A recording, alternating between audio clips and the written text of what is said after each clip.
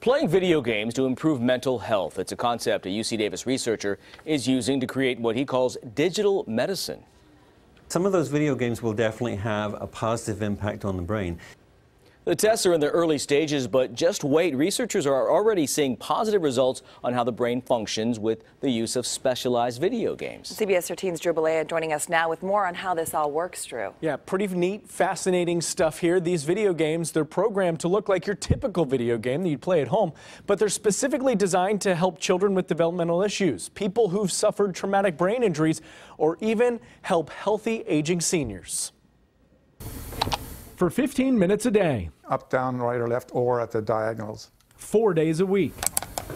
Paul McClish plays a specialized video game. One was called Target, and it was kind of taking place in a spaceship. The 22-year Air Force veteran is now 73 years old, a healthy, aging senior. He's taking part in a study to refine this digital medicine. If there's something they can do with games to help your memory last longer and so on, well, let's give it a shot. He plays the games, then gets tested on brain function skills, and he's had noticeable improvement. This will have effects on reducing things like the risk of falling in seniors, the risk of crashing their cars in seniors. Tony Simon is a professor at UC Davis. He also started a company last year called Cognivive, which developed the games. Is a way to really kind of stimulate those brain circuits and improve something that's actually impaired. He says the mind can struggle with processing information over time, due to an injury or because of a developmental disability. It gets very blurry, you can't measure things, you can't judge things very well. The specialized games work on motor skills, tracking and multitasking. The next frontier of the games he creates. And I have to catch them,